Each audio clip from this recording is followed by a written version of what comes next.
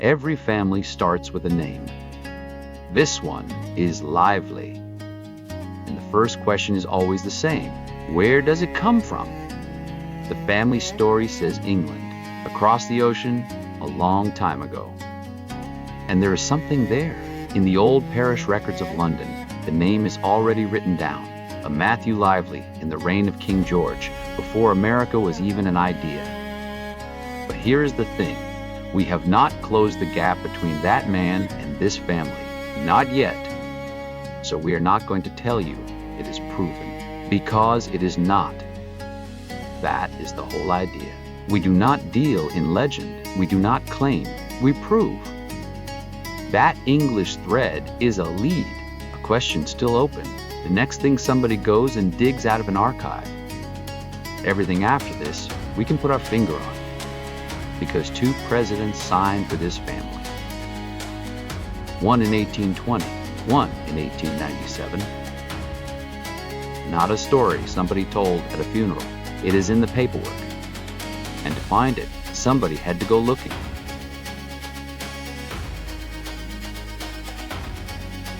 The trail goes cold in England.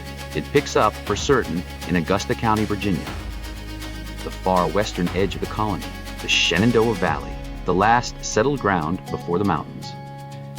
William Lively, born in 1770. He came of age in a country that did not exist yet.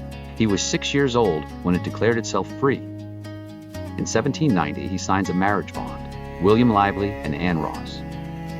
The county kept the record. 2 names, 1 promise in ink. The family would remember her as Nancy. And then they did what that whole generation did. They went west, over the Blue Ridge, through the gaps, into the Tennessee country, to the Clinch River, near the Horseshoe Bend, where the water turns back on itself. This was hard country, ridge after ridge after ridge, no roads, no law, but distance. William dies out there before 1809. He leaves a widow and sons who keep moving south. One of those sons was Barry, Greenberry Lively. And Barry is where this family stops being a name and starts being a man you can almost see. In 1812, the young country went to war with England again. In September of 1813, Barry Lively enlisted. A corporal, Captain Amelung's company, 1st Regiment of Infantry, out of Louisiana. The record even describes him. 5'11", fair complexion, dark eyes, brown hair. He served 5 years, and when it was done, the government paid its soldiers the only way a young nation could, in land. 160 acres. Warrant number 19,662. And in 1820, President James Monroe signed it. So Barry carried the family south again, down through Tennessee into Louisiana, to East Baton Rouge Parish. Cypress and still water, heat that does not break, and the fever seasons that came with it. Then his brother John fell sick, and Barry took him in. John had been sick since 1818. Barry carried him for 6 more years. He fed him, he nursed him, he buried him. And then, because that is how it was done, he filed the account. $869, itemized line by line, for the years of care.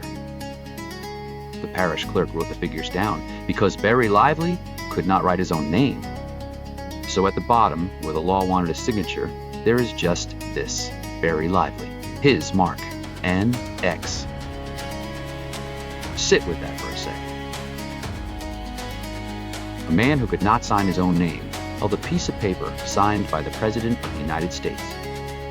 And then there is how Barry died. The family always told it one way. A granddaughter wrote it down more than 100 years later. She said Grandpa Barry was murdered at his own gate by carpetbaggers he had ordered off his land. The proud old man, the villains at the gate. It is a good story, a clean one. But we do not stop at the story. We go to the record. And the record tells a rougher one. In June of 1845, in Baton Rouge, Barry Lively got into a fight with a man named Ezekiel Furgason. The newspaper said Furgason shot him, a load of buckshot, to to the chest, and then Furgason ran. They caught him, and they charged him with the murder of Barry Lively. On the 8th of June, it went to a jury in the 3rd District Court. And the jury could not agree. A hung jury. The judge sent them home. So Ferguson's lawyer made his move. He argued that because the jury was dismissed without his client's consent, Furgason could never be tried again. He wanted him turned loose, free and clear. That fight went all the way up to the Louisiana Court of Errors and Appeals. The Attorney General himself argued to keep the case alive. Now look at what that does to the family memory. There were no carpetbaggers. 1845 is 20 years before carpetbaggers ever set foot in the South. No noble stand at the gate, just a quarrel, and a shotgun, and a man who ran. The family got the murder right. They got the villain wrong. And the last question, the biggest one, the record does not answer. Did Furgason walk? That ruling is still out there, in an 1845 law book on a shelf, in the dark, waiting for somebody to go find it. We keep the memory. We do not call it proven. We just keep digging, because the line did not end at that gate. The name carried forward. The war between the states came and went. The land was broken and reopened. And the country made a new promise to anyone who would work the dirt. Clear it, live on it, prove it up, and it is yours. Another Green Lively, a generation on, stayed on that Louisiana ground. He did not inherit this land. He earned it. He cleared it. He worked it. And he filed for a homestead. The Northeast Quarter, Section 35, Township 12 North. 39 acres and 96 hundredths of an acre, measured to the hundredth. And in 1897, President William McKinley signed the patent. 2 presidents, 2 signatures, the same family name.